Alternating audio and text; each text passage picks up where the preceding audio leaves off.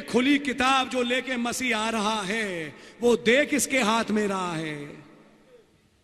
Bible पढ़िए और निकाल और समझिए, ये किताब वो एक सातवें दूत को दे रहा है कि वो दूत इसमें से प्रचार करे ताकि खुदा का सारा गुप्त मनोरथ खुल जाए।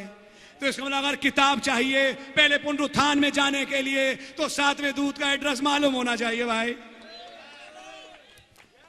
इसमें यह मालूम होना अति आवश्यक, आवश्यक नहीं अति आवश्यक है कि यह सातवां दूत है कौन, इसका एड्रेस क्या है।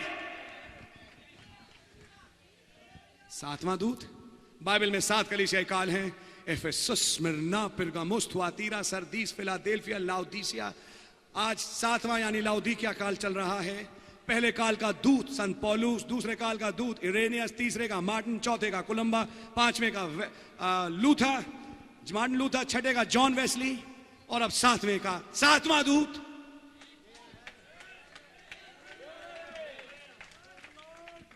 सातवें दूत की पहचान क्या होगी कि जब यह बलिस्वर दूत बादल ओढ़े आएगा, सीधा पृथ्वी पे आके उससे मिलेगा।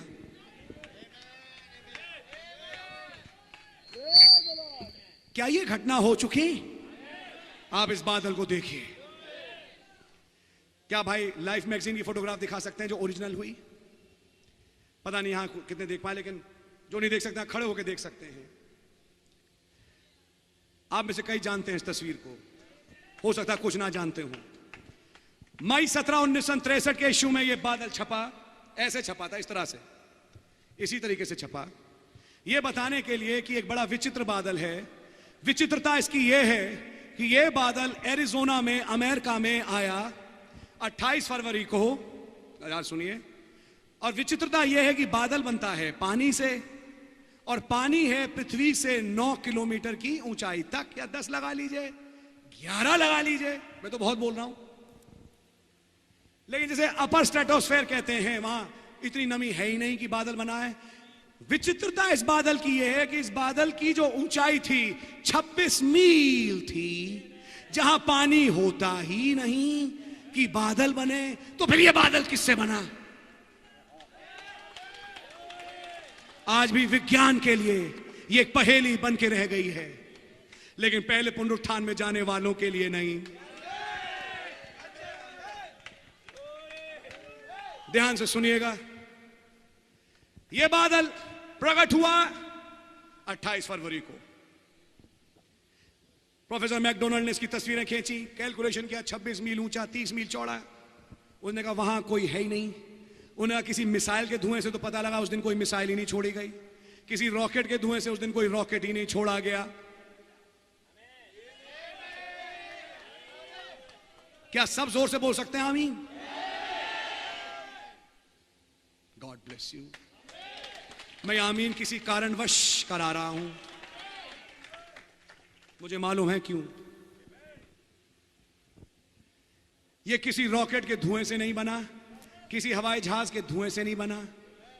जब किसी चीज से नहीं बना तो फिर कैसे बना? यह एक प्रचारक के हाथ लगी। प्रचारक ने तस्वीर देखी, देखते ही तुरंत वो बादल पहचान गया, क्योंकि इससे पहले कि ये बादल ऊपर जाए उसने पृथ्वी पे इसी बादल को बनते देखा। इसने इस बादल को बनते देखा और उठते देखा। दुनिया ने तब देखा जब वो वहां पहुंच गया, इसने तब देखा जब यहां था।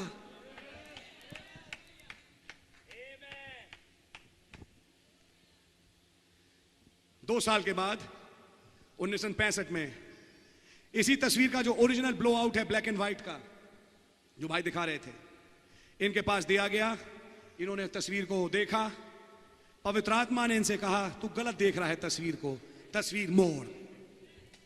और जब इन्होंने तस्वीर सीधे हाथ मोड़ी तो ये थी वो तस्वीर। आप वो फोटोग्राफ दिखाइए।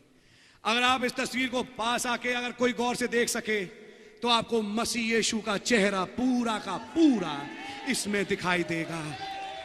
ये रही दो आंखें, ये रही नाक। मैं आपको बताना चाहता हूं, प्रकाशित वाक्य 10वां अध्याय, वो बलि स्वर्गदूत, वो मसीह, वो बादल। और आप नोटिस करें बादल कहां है? उसके सिर के ऊपर। ये सफेद बादल क्या है? ये सफेद न्यायाधीश का मुकुट है, जिसे लेके वो इस युग में आ चुका। क्या आपको इसका पता है? दुनिया को इसके बारे में नहीं मालूम, लेकिन यीशु मसीह ने कहा दुनिया मुझे नहीं जानेगी, लेकिन तुम मुझे जानोगे। ओ हालेलुया।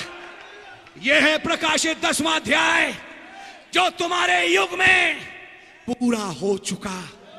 ये बलि स्वर्गदूत उतर के आया, और आया किसके पास? वेटिकन, बिली ग्रेहम, ओरल रॉबर्ट्स, बेनी हैन? जी नहीं जनाब, ये एक व्यक्ति के पास आया सीधा, क्योंकि एक साथ दूत थे जो उस आदमी के पास है, जिसका नाम भाई ब्रैनम था।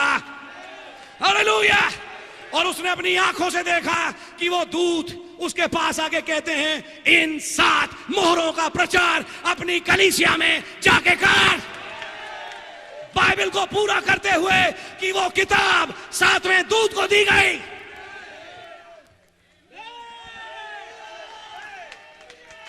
अगर अब भी फैसला नहीं बनता जय मसीह की, मैं आपकी मदद कर नहीं पाऊंगा, लेकिन याद रखना रोज़े हशर के दिन खड़ा हूंगा सामने, ये बताने के लिए मैंने तुम्हें बताने में कम अक्सर छोड़ी नहीं।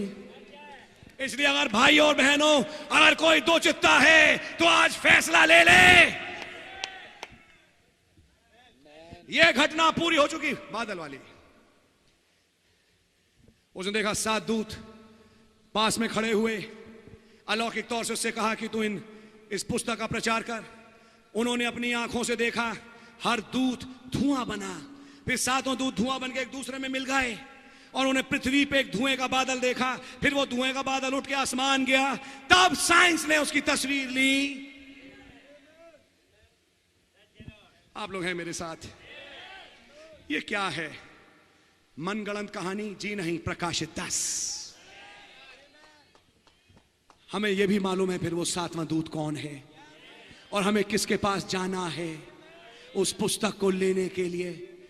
वो 7वां दूत बलि दूत नहीं है, बलि दूत तो मसीह यीशु है, लेकिन 7वां दूत वो संदेश जो बलि दूत लाया उसका प्रचार करने आया। खुदा उनका नाम मुबारक हो। और जब उस 7वें दूत ने इसका प्रचार करना चालू किया, दुनिया में कई उसके दोस्त बने, कई दुश्मन बने, कोई प्रॉब्लम नहीं। यीशु मसीह तब तक अच्छा गिना गया जब तक चंगाई करता था, लेकिन जिस दिन कहना चालू किया मैं और मेरा पिता एक है, जो मनुष्य के पुत्र के मांस को खाता उसके लहू को पीता, उस दिन से 70 छोड़ गए, भीड़ छोड़ गई। और वो तब 12 से कहता तुम भी छोड़ के जाना चाहते हो, जाओ। तब पतरस जो चुना हुआ था कहा किसके पास जाए, क्योंकि अनंत जीवन की बातें तेरे ही पास हैं। भाइयों और बहनों, अगर उकाब हो गए, अगर बीज हो गए, आज ये आवाज सुन लीजिए कि वो 7वां दूत कौन था। इसका जवाब इंटरनेट नहीं देगा, इसका जवाब बाइबल देगी।